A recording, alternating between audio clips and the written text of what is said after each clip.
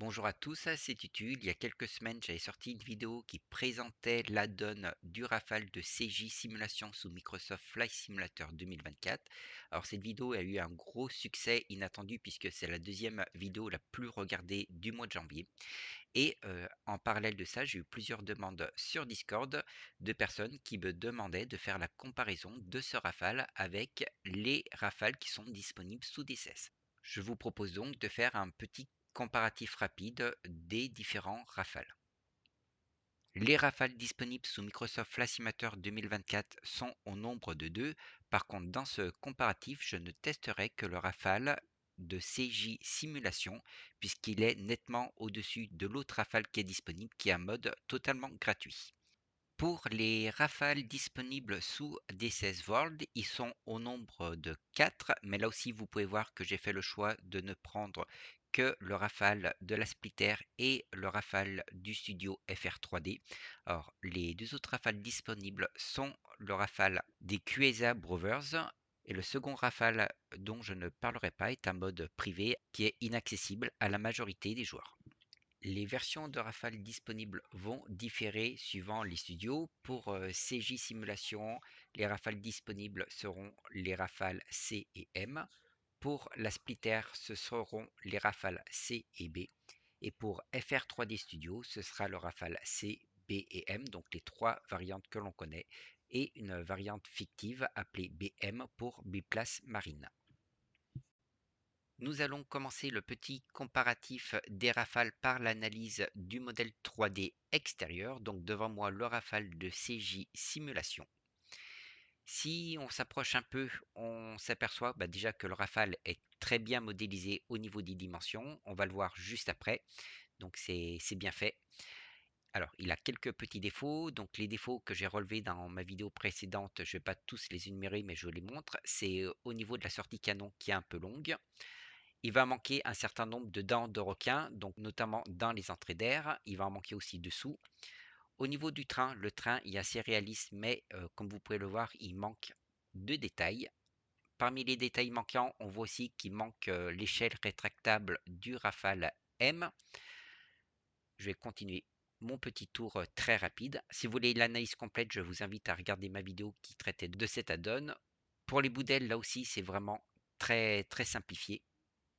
Et on va retrouver cette simplification à peu près de partout. Il n'y a pas le Telmir en haut de la dérive. Les moteurs, eux, sont très bien faits. Petite erreur sur les volets chauds qui devraient se toucher, donc être quasiment 2 fois plus nombreux, mais sinon ils sont très bien modélisés, très jolis. Il va manquer le vide-vite sur l'arrière droit du Rafale. Et au niveau de la crosse, là aussi, on voit qu'elle est modélisée d'une manière relativement simple. Donc, la modélisation est exacte, mais il manque beaucoup de détails. Voilà ce que je peux dire sur la modélisation extérieure du Rafale de CJ Simulation.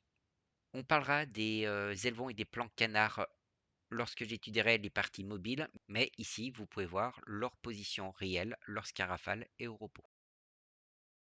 Nous voilà à présent devant le Rafale, ou plutôt devrais-je dire devant le RAF mode de la Splitter. Et la première impression que l'on voit, c'est que c'est un Rafale qui est très bien modélisé, les proportions sont tout à fait correctes et il n'y a pas grand-chose à dire sur son aspect général. Maintenant, si on se rapproche un petit peu de l'appareil, on voit qu'il manque quand même quelques petits détails, notamment derrière la sortie du tube canon. Il manque des petits orifices et des lignes de rivet, mais là je cherche un peu les détails qui manquent. Le plus gros défaut, je pense, se trouve à l'intérieur des entrées d'air où en fait elles sont pas du tout matérialisées. Devant la partie avant des entrées d'air, normalement il y a des dents de requin qui ne sont pas matérialisées et la courbure interne des entrées d'air n'est pas du tout là aussi modélisée. Mais c'est vraiment des petits détails. Sinon, le reste du Rafale est vraiment très très bien fait. Donc je vous fais un petit tour. On va faire un petit focus sur les moteurs qui sont là aussi bien modélisés. Voilà, on peut voir les différents volets. Si on remonte, on peut voir le système Spectra qui est plus récent que le Rafale de CJS. Là aussi, il est bien modélisé. Les deux capteurs, les deux détecteurs ne sont pas symétriques, donc c'est bien fait. très beau boulot les gars de la Splitter. Votre Rafale ressemble bien à un Rafale malgré quelques petits détails qui manquent. Nous voilà à présent devant le Rafale du studio FR 3D. Comme vous pouvez le voir, j'ai pris un Rafale Marine pour voir si les spécificités liées à cette version sont bien modélisées. Donc l'aspect général du Rafale est plutôt pas mal, il n'y a rien qui choque. Maintenant, si on se rapproche de l'appareil, là aussi on peut voir qu'il manque quelques petits détails, notamment les ouvertures derrière la sortie du canon, donc elles sont manquantes, c'est dommage. Au niveau des entrées d'air, là aussi c'est perfectible, on n'a pas les dents de requin à l'intérieur et on a une différence de texture. Alors pour la texture, j'en parlerai un peu plus tard dans la vidéo. Alors c'est une texture qui est très blanche, mais c'est pas important puisqu'il est très facile de changer la texture des appareils. Donc je vais réellement me concentrer sur l'aspect de la modélisation 3D qui, elle, ne peut pas être modifiée. Le train d'atterrissage est bien un train d'atterrissage d'un Rafale M et il est très bien modélisé, beaucoup de détails. Donc ça c'est vraiment du très beau travail sur les trains d'atterrissage. Il manque la trappe pour l'échelle rétractable, donc c'est dommage. Au niveau des boudelles, ils sont bien modélisés. Donc derrière, on peut voir qu'on a le système Spectra qui est installé. Les moteurs sont aussi bien modélisés. Si on passe sur la dérive, on voit qu'on a le Telmir tout en haut de la dérive. Donc ça, c'est pour le Rafale M uniquement. Le système Spectra, on a un système Spectra similaire au Rafale de la Split Air qui est là aussi très bien modélisé. Alors pendant que je suis sur une vue qui montre le dessus de l'appareil, on voit quelques lignes de tôle qui font un peu bizarre. Voilà, c'est du détail, mais les lignes de tôle font un peu bizarre sur le Rafale. Et quand on le voit de derrière, ce Rafale-là a, on va dire, de grosses fesses. Les réacteurs sont un peu plus gros de ce qu'ils devraient être. On a le vite-vite de la version marine. Donc là, c'est bien modélisé. Et à présent, on va le voir en vol pour voir quelques petits détails supplémentaires. Nous allons passer en vol pour voir le dessous de cet appareil. Donc la crosse, elle est très bien modélisée. On voit également qu'on a bien les plaques de protection de nos réacteurs. Donc là, c'est un bon point également. Par contre, on voit qu'on a des défauts au niveau des trappes du train d'atterrissage. Donc voilà, les trappes, petites problématiques lorsqu'elles sont rentrées, elles ne sont pas parfaitement ajustées avec la structure de l'avion. Donc là, c'est vraiment dommage et c'est le gros défaut, on va dire, de ce modèle, c'est vraiment les trappes qui ressortent. Donc je pense que c'est relativement facilement corrigeable. Si l'on superpose le modèle 3D avec un Rafale réel, on s'aperçoit que le modèle de CJS Simulation s'aligne parfaitement avec un véritable Rafale. Alors il faut juste faire attention au biais de perspective et au mouvement des ailerons. Il en est de même pour le Rafale de la Splitter. Quant au Rafale des FR 3D, les ailes sont légèrement un peu trop larges et effectivement l'arrière du Rafale est également un petit peu trop large. Mais sinon, globalement, le modèle est également très bien réalisé. Si l'on compare à présent la vue de profil des différents modèles 3D, on s'aperçoit que le modèle de CJS s'aligne également très bien avec le profil d'un véritable Rafale. On a un petit écart au niveau de la dérive, écart que l'on retrouvera également sur les deux autres modèles. Donc je suppose qu'on peut rentrer sur le biais de perspective dans ce cas-là. Donc pour le modèle de la Splitter, là aussi le Rafale va s'aligner parfaitement avec le véritable Rafale. Et il en est également de même pour le Rafale du studio FR 3D. Je suis à présent dans le cockpit du Rafale de CJ Simulation et on va commencer notre petite visite du modèle 3D. Comme vous pouvez le voir à l'horloge sur ma gauche, je suis dans un cockpit d'un Rafale M et les boutons sont bien modélisés. Il y a un petit bouton qui manque ici et plutôt que de bouger le bouton à gauche ou à droite, vous allez cliquer directement sur le bouton. C'est juste voilà, un petit bouton qui manque, mais sinon l'emplacement est prévu. La plupart des boutons sont cliquables ou quand ils ne sont pas cliquables, c'est marqué hors service, mais si vous touchez le rotateur par exemple pour l'allumage des moteurs, vous voyez que tout est fonctionnel, tout s'allume, donc c'est vraiment un cockpit qui est agréable à cliquer. Au même titre, la manette des gaz peut s'avancer et se reculer lorsque vous actionnez votre manette des gaz. Les mini joysticks sont aussi bougeables. Voilà. Pour les bouger, vous cliquez dessus, vous maintenez le bouton de la souris enfoncé et vous les activez. Et quasiment l'ensemble des boutons peuvent être actionnés. Voilà pour ce petit tour, donc très très bien modélisé. Au niveau des textures, on est sur des textures bien faites. On a un Rafale qui est neuf. On n'a pas de traces de rayures, donc on aime ou on n'aime pas. Au niveau du collimateur tête moyenne, il est très très bien fait. Si je mets sur le côté, on va voir l'écran, on va dire la première dalle qui est présente. Et si on joue avec le reflet, on ne le voit pas, mais vous aurez même quelques petites traces de doigts pour, voilà, pour montrer la chose. Mais l'écran est vraiment très bien fait. On voit les différentes dalles de modéliser. Et ça, c'est impressionnant. Sur le côté droit, il est similaire au côté gauche, donc tous les boutons sont présents et cliquables. Vous avez par exemple le frein de parc, la verrière pour ouvrir, fermer qui se trouve ici, pareil, quasiment tous les boutons sont cliquables. Il y a une petite erreur au niveau de ce panneau, un petit décalage de boutons et une absence d'un voyant, mais c'est vraiment pas grand-chose. Sinon, les défauts sont également présents. Donc voilà, on a sur un cockpit qui est du très haut niveau de modélisation. Le HUD est très bien fait. Si on regarde au niveau de la perche de ravitaillement, vous avez également on va dire la petite S-croissance qui est dessus. Donc au niveau du cockpit, on est vraiment sur du très très haut niveau.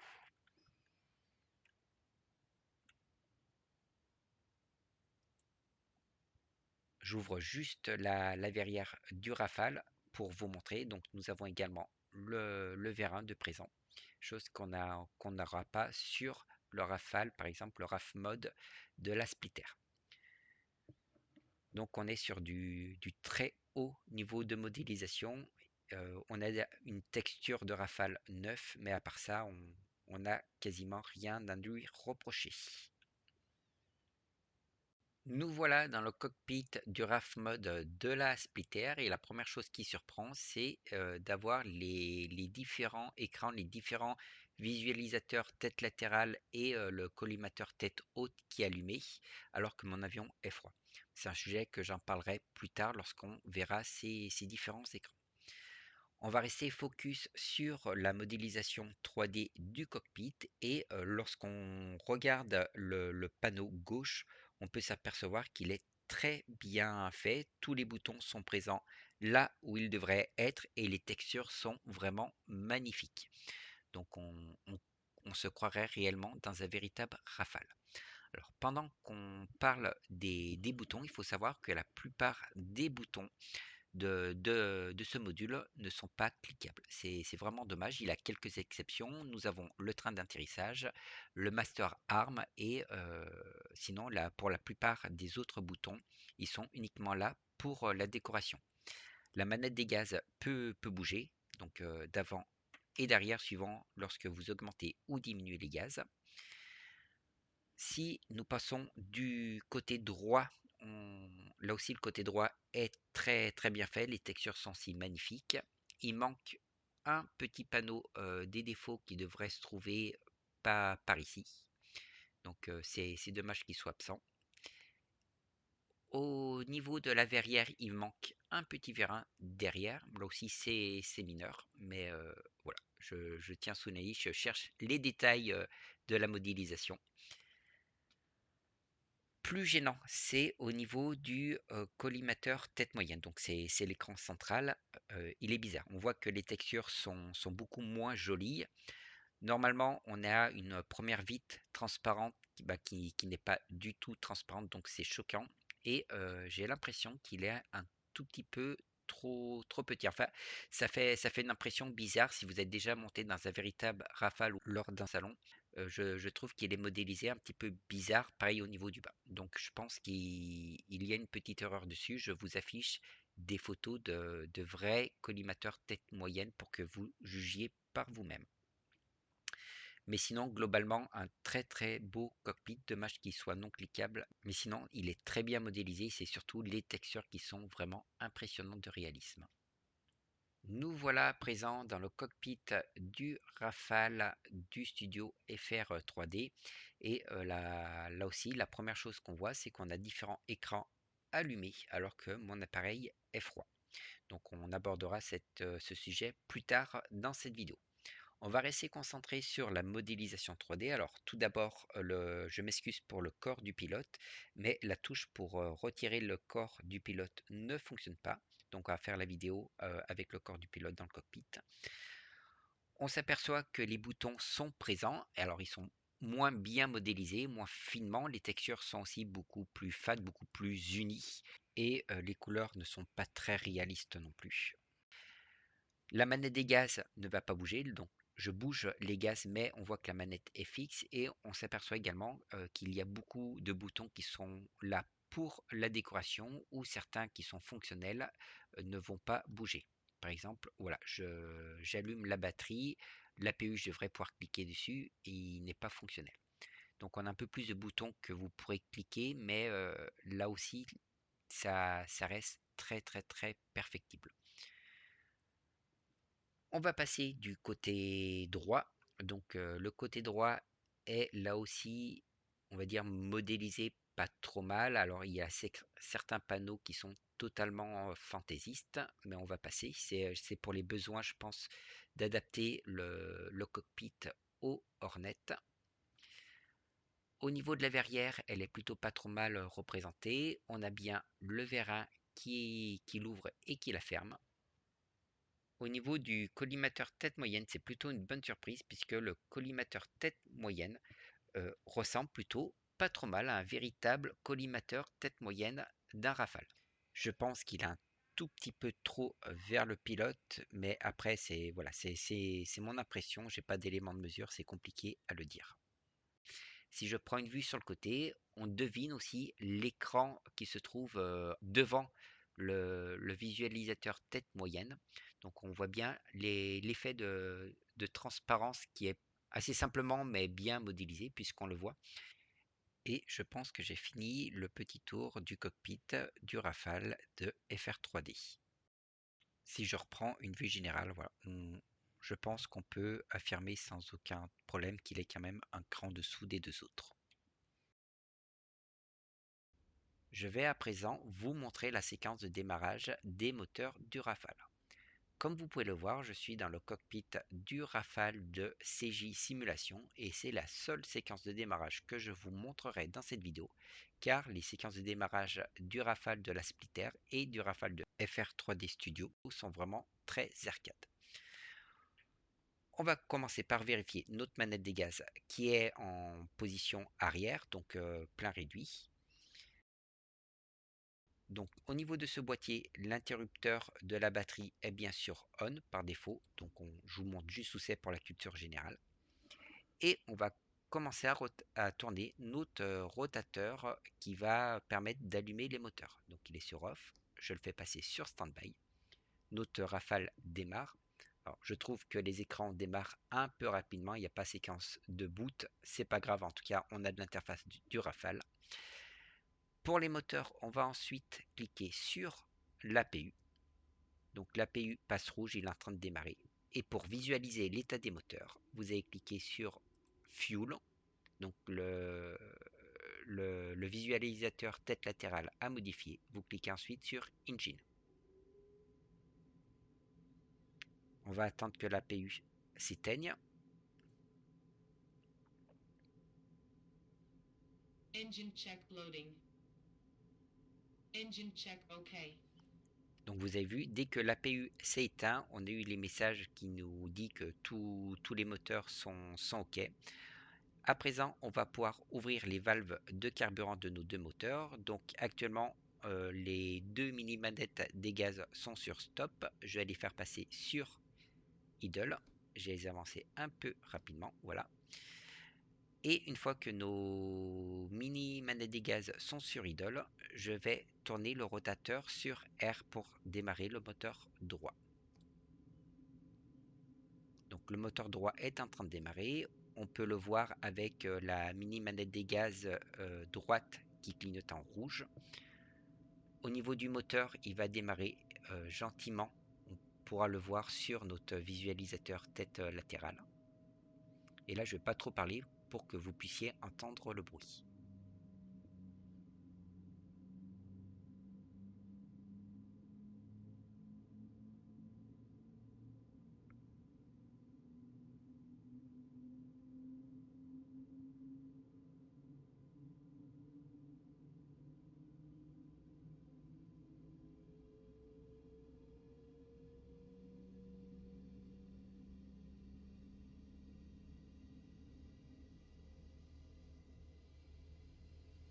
Donc, comme vous avez vu, j'ai mes plans canards et mes élevons qui sont mis dans une position au neutre.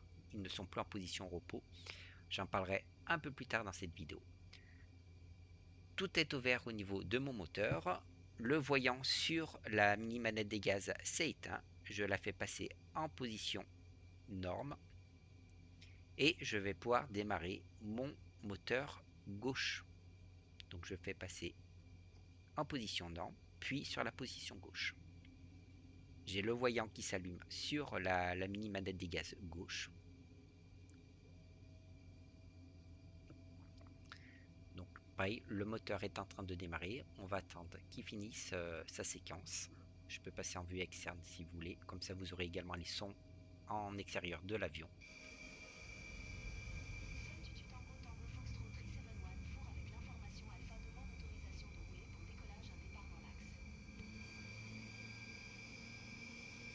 Donc l'APU du Rafale se trouve à la base de la dérive, enfin la sortie de l'APU.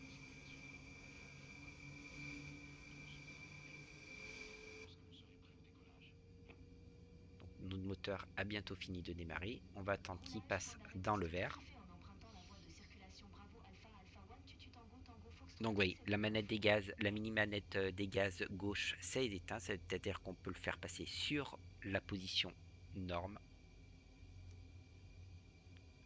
Ensuite, le rotateur pour démarrer les moteurs, on le refait passer en position norme. Et la séquence de démarrage des moteurs du Rafale est terminée. Nous sommes devant le Rafale de CJS. Les positions au repos sont tout à fait correctes. Et lorsque le système hydraulique se met sous pression, on peut voir les ailerons remonter doucement dans une position neutre, une position horizontale. Et une fois qu'ils ont fini de prendre leur position, le plan canard se remet ensuite en position horizontale. J'ai juste une toute petite critique. Normalement, le plan canard se met beaucoup plus rapidement. Le mouvement est très brusque lorsqu'il rejoint sa position horizontale. Mais sinon, c'est exactement le bon mouvement, la bonne séquence de mise sous pression du système hydraulique au niveau des différentes commandes de vol.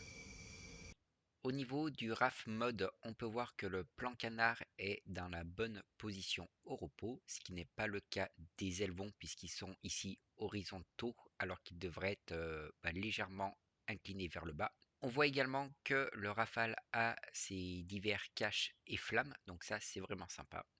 Quant au mouvement des différentes commandes lors de la séquence de démarrage, je vous laisse juge. Voilà, comme vous avez pu le voir, c'est très rapide et instantané. Au moment où les caches sont retirées, le plan canard est directement mis dans sa position entre guillemets normale. Au niveau du Rafale de FR3D, on voit que la position au repos du canard n'est pas du tout la bonne, elle est même légèrement inversée. Les ailerons sont en position basse. Quand le système hydraulique se met sous pression, on voit qu'il remonte légèrement, mais il reste toujours dans une position basse. Et a priori, il a un système une sorte de flap de volet en français sur ce modèle. On peut donc dire que la modélisation est pour le moins surprenante. On va à présent regarder le système de refrain sur le Rafale. On va commencer par le Rafale de CJS. Alors il n'y a pas d'aérofrein proprement parlé, c'est la position des plans canards et des ailerons qui vont freiner l'avion, qui vont créer une sorte de traînée. Donc la position des ailerons et du plan canard sur le Rafale de CJS Simulation est très bien modélisée lorsqu'ils sont en position aérofrein. Et ils reviennent parfaitement en position, donc là très très bonne modélisation. Au niveau du RAF mode, on voit qu'ils prennent également les bonnes positions, mais beaucoup trop rapidement. Donc le sens des mouvements est correct, mais beaucoup trop rapide. Sur le Rafale de FR3D Studio, le sens est bon, par contre l'amplitude, notamment au niveau des plans canards, est très exagérée. Mais le sens des mouvements est correct. Donc modélisation approximative, mais plus ou moins correcte.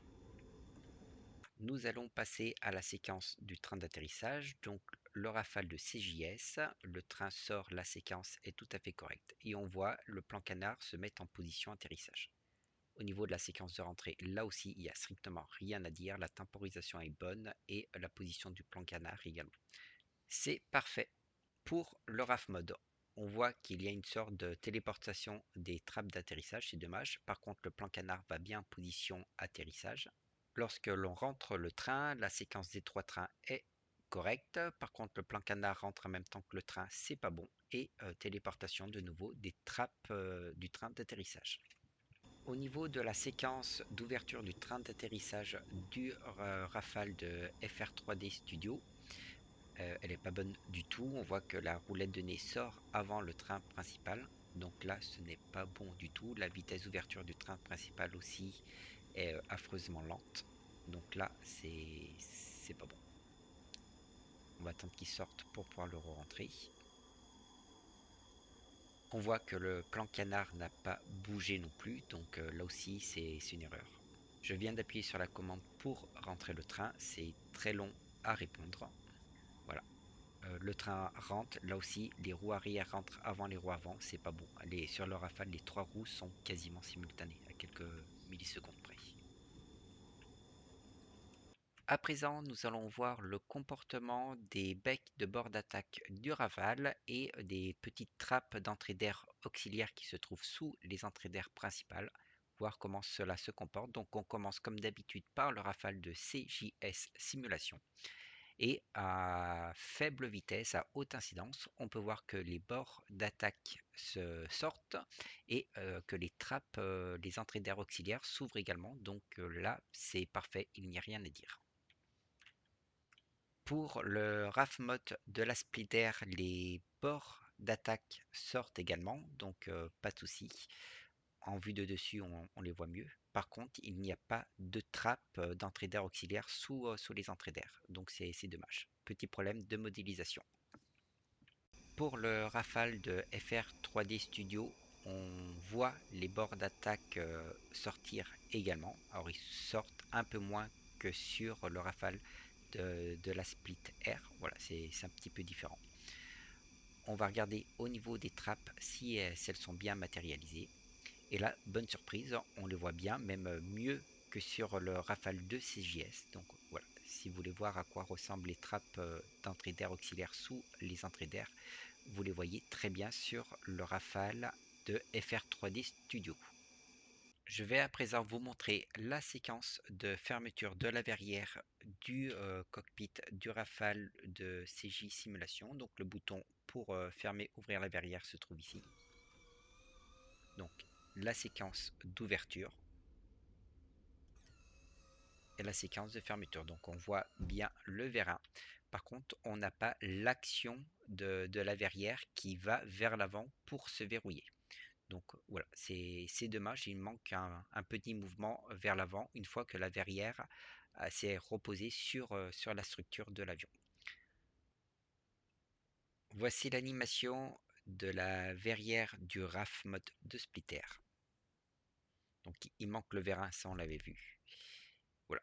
Donc il y a un petit problème, c'est que normalement la verrière devrait s'avancer une fois qu'elle s'est positionnée sur la structure du Rafale.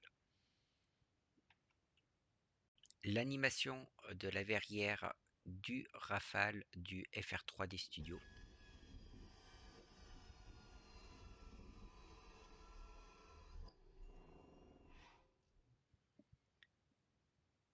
C'est réellement la véritable animation d'une fermeture de verrière de Rafale. Donc bien joué les gars.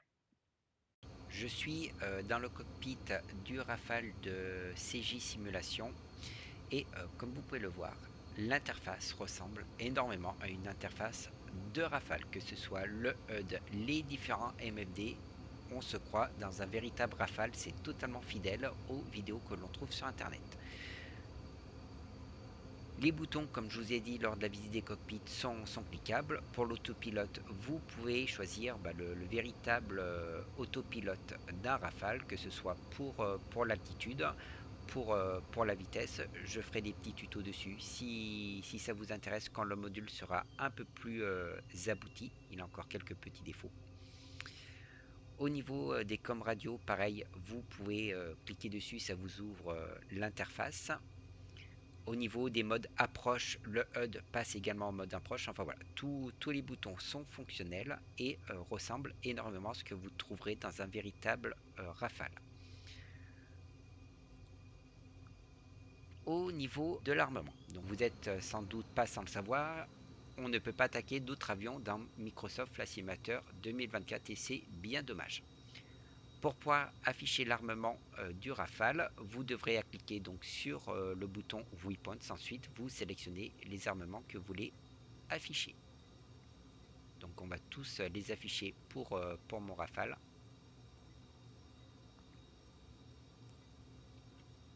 Et on peut voir en vue externe que mon armement est bien apparu.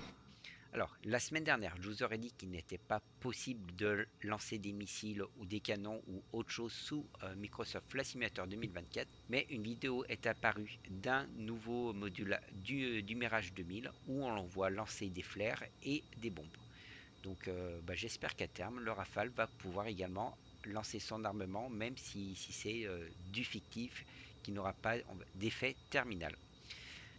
Les autres écrans pour la navigation sont également fonctionnels. Vous pouvez faire beaucoup de choses. Alors, je pense que beaucoup de fonctions ne sont pas implémentées puisque le Rafale, il y a beaucoup de données qui restent totalement secrètes. Mais en tout cas, voilà, vous avez une très bonne aperçu de ce que serait un Rafale dans la vraie vie. Donc là, je suis dans le panneau des contre-mesures où je les active. Voilà, très bonne modélisation pour un système qui reste confidentiel. Je trouve que le système correspond parfaitement aux vidéos que l'on trouve sur internet et si vous voulez voir à quel point ils ont poussé la simulation, je vais partir en virage en prenant beaucoup de jouets et vous voyez le petit message relistique en bas, donc ça on peut le voir dans plusieurs vidéos. Enfin, ouais, vous aurez plein de notifications du Rafale. Landing gear. Le double chevron de la post-combustion, vous aurez plein de petits messages qui sont propres au Rafale et ça c'est vraiment plaisant de voler, on va dire, dans un véritable Rafale. Donc le seul petit bémol, c'est que vous ne pourrez pas tirer d'armement.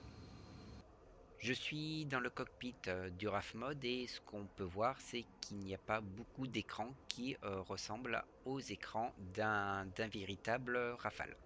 Alors, au niveau du collimateur tête moyenne, on a le radar du Mirage 2000. Sur notre visualisateur tête latérale gauche, on a l'équivalent du PCC du Mirage 2000 pour pouvoir choisir notre armement, les modes d'approche, les réservoirs pendulaires. Et on a d'autres fonctionnalités qui sont accessibles via les autres MFD. Par exemple, au niveau du MFD sous mon curseur de souris, vous pourrez régler votre radio. Sous le MFD en bas, vous avez accès au pilote automatique. Et par contre, sur le visualisateur tête latérale droit, ce n'est pas présent dans le Mirage 2000 et ça a été une adaptation. Donc vous avez des écrans qui ressemblent aux écrans d'un Rafale, mais c'est pas encore tout à fait ça. Voilà, vous avez des différentes visualisations. Ça se rapproche de ce qu'on trouve sur un véritable Rafale, mais on est encore très loin. Mais en tout cas, ça a le mérite d'avoir des écrans qui sont développés pour ce mode et c'est plutôt sympa. On voit qu'au niveau de mon armement, je suis équipé de différents armements. Sur le Rafale de la Splitter, vous aurez accès au Mika et au Meteor en plus de l'armement du Mirage 2000. Dans l'éditeur de mission, on peut voir qu'au niveau du Rafale, je peux ajouter différents pods, y compris les contre-mesures. Si on retire totalement le pod, c'est bien fait, on voit le système lance-paillettes qui disparaît. c'est bien modélisé. Au niveau des missiles, vous avez le choix entre des Magic et des Mika, même si le Rafale n'emporte plus que des Mika. Les Magic ont été retirés du service. Donc pour les réservoirs de carburant, vous pouvez mettre des gros réservoirs sous les ailes. Vous pouvez également mettre le réservoir central. Et au niveau des bombes, comme je vous le disais, c'est principalement de la bombe que peut emporter un Mirage 2000. Les imports 6 et 4, vous n'y aurez pas accès. C'est dommage. Donc voilà, vous avez, on va dire, de grosses restrictions au niveau de l'armement. Et également des pods qui sont là pour la décoration uniquement. Au niveau de l'électronique du Rafale de FR 3D Studio. Pour faire simple, vous avez l'électronique du FA18. Vous n'avez quasiment rien qui ne ressemble à un écran de Rafale. Vous avez les écrans du FA18. Si vous l'avez dans des CES, vous ne serez pas dépaysé. Les boutons sont cliquables. Par exemple, pour afficher la carte sur le collimateur tête moyenne, vous cliquez sur mode et map, comme vous le ferez sur un FA18. Vous pouvez également jouer avec les degrés de balayage du radar. Enfin voilà, toute l'électronique du FA18 est fonctionnelle. Vous avez certains raccourcis, par exemple pour le pilote automatique, vous cliquez sur autopilote et ensuite vous avez le petit LCD en bas qui va vous permettre de modifier les paramètres. Pour faire passer un mode RR et R sol, c'est les boutons ici, comme dans un vrai Rafale. Par contre, là aussi, voilà, c'est pas du tout la représentation comme ça de l'armement d'un véritable Rafale. En parlant de l'armement, vous aurez accès aux armements du FA-18. Vous aurez également accès aux différents Mika électromagnétiques et IR. Vous aurez accès également aux météores. Alors, il y a certains emplacements qui ne vous sont pas disponibles. Pareil, il y a eu une adaptation au niveau de l'armement pour le faire embarquer sur cet appareil. Si on regarde l'armement dans l'éditeur de mission, on voit qu'il y a réellement une adaptation. Par exemple, sur cet emplacement, puisque un Rafale a entre 13 et 14 emplacements suivant les variantes, 13 pour le Marine, 14 pour les autres, certains emplacements vous permettent d'embarquer deux missiles air. Ils sont bien implémentés sur les différentes pylônes, mais voilà, c'est un petit jeu et vous n'aurez pas également accès aux pylônes qui se trouvent sous mon curseur de la souris. Donc voilà, c'est au niveau de l'armement. Je vous montre rapidement au niveau des bombes. Vous avez principalement les bombes du F-18. Alors tout ce qui est missile guidé a été retiré. Vous aurez également de la SBU-38 Hammer, de l'équipement qui n'est pas sous F-18. Enfin voilà, vous avez de l'armement qui est fonctionnel et c'est un des gros avantages de cette fonction, même si encore une fois, tout ce qui est interface n'est pas du tout du Rafale. Au sujet des modèles de vol, je ne vais pas en parler beaucoup puisque je ne suis pas un pilote de Rafale. Par contre, les trois modèles de vol sont totalement différents. Par exemple, le modèle de vol du Rafale de la Splitter est beaucoup plus nerveux que celui des deux autres. Après, si ça vous intéresse, je pourrais pousser la petite analyse en fonction de ce que l'on voit, notamment au niveau des meetings, capacité d'accélération au décollage ou taux de virage du Rafale. Mais c'est assez compliqué à faire, donc si ça vous intéresse, dites-le moi, ça va prendre un peu de temps. Mais en tout cas, voilà, les trois modèles de vol sont différents et c'est à vous de voir celui qui vous correspond le mieux. Avant de finir cette vidéo, je vais quand même vous parler du prix de ces différents modules. Donc le Rafale de CJ Simulation est à 30 euros. C'est un add-on à acheter notamment sur le Marketplace.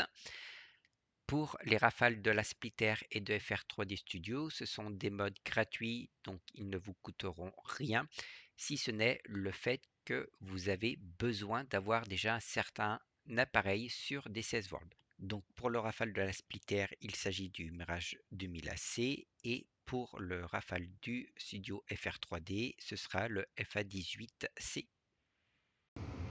Ma vidéo comparative touche à présent à sa fin. Je vous remercie de l'avoir regardé et je vais vous dire à bientôt pour une prochaine vidéo en vous laissant admirer les différentes post-combustion des trois modules que nous avons comparés. Nous venons de voir la post-combustion du Rafale de CJ Simulation. À présent, c'est le Rafale de la Splitter et on finira par le Rafale du studio FR 3D. À bientôt.